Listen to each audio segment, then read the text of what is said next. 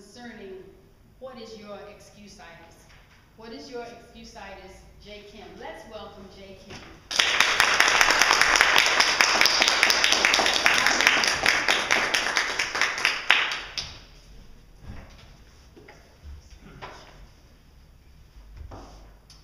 Today, I want to talk to you about a disease that's affecting almost everybody, whether they know it or not. There's no cure for it. You can only get a surgery to take care of it. And the scary thing is that most of us don't know we have it. It's called excusitis. Fellow Toastmasters and guests, today I want to talk to you about excusitis. How many of you have heard about excusitis? You? Few people? I really haven't heard about excusitis until I read this book called The Magic of Thinking Big. Has anybody read? Okay, so more people raise their hand. I have known people that are prosperous in whatever they do, whether it be finances, or their family, or spiritual, or influence, and they said this book has helped them to be more successful in whatever they do.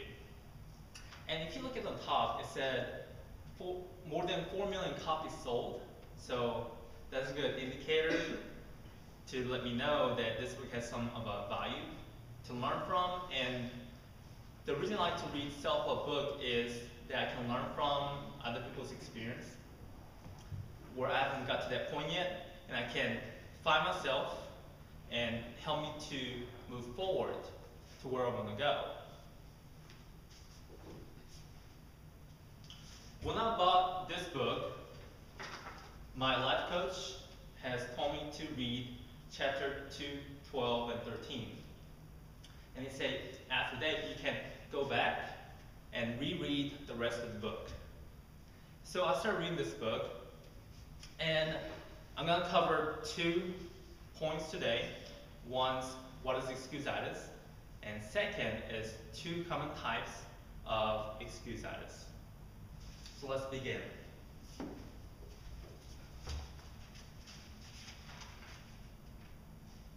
When you study people who are not successful in whatever they want to do, whether it be school or being an athlete or being a teacher, most people have a mild case of excusitis.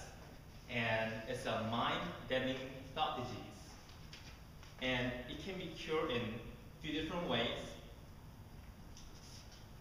But when they start making excuses,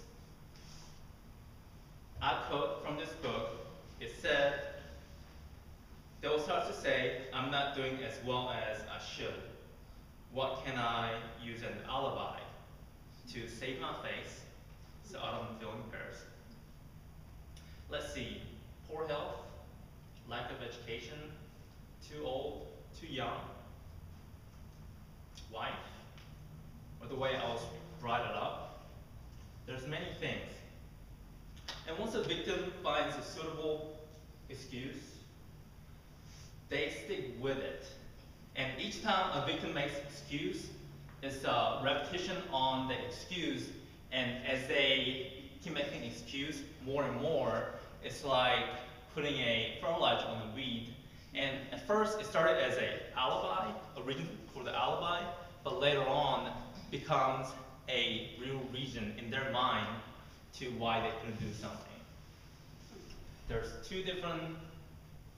4 common excusitis, but for the time being, I'm going to cover 2.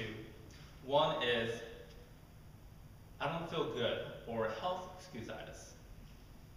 And there's a book in this book that said, book is titled, How to Live 365 Days.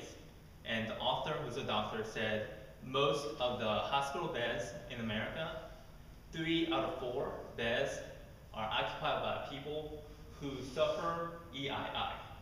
Not EII-Joe or anything like that, but it's called emotionally induced illness. So if you think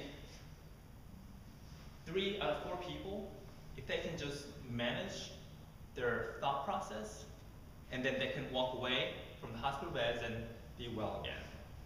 how many of you have known people who think they have disease, like heart defect? They say they can run with you because their heart's pounding really fast, but really they're not. It's all in their mind. There's 4 ways to cure health excusitis. One is refuse to talk about your health. If you keep talking about it, you're gonna believe it sooner or later. Second is don't worry about your health, because it'll be fine. It'll be really fine, trust me. And 3 is be genuinely grateful about your health right now. We have breath, we can walk, we can jump, or we can do anything else, and we're perfectly healthy, but some people think they're ill. And 4th cure is remind yourself often it's better to wear out than rust out. Right? Second excusitis is intelligent excusitis, which is I'm not smart enough to do that, or only dad can do it.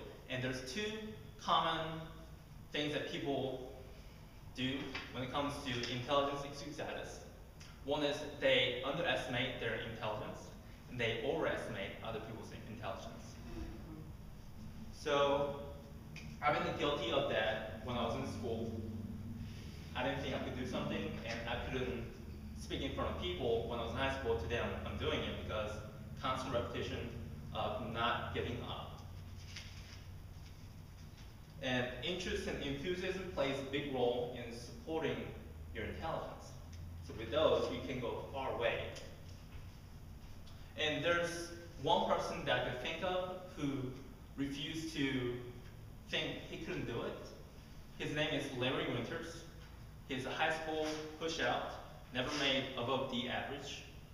He was working as a car wash manager at 24, but he said mentally he was 18. So here's a guy, from other people's eyes, he couldn't do something. But with a constant work ethic and commitment, he was able to retire from his job at age of 34, and he's been retired for 20 plus years. And he travels the world and gives monies away and inspires other people to do what he does.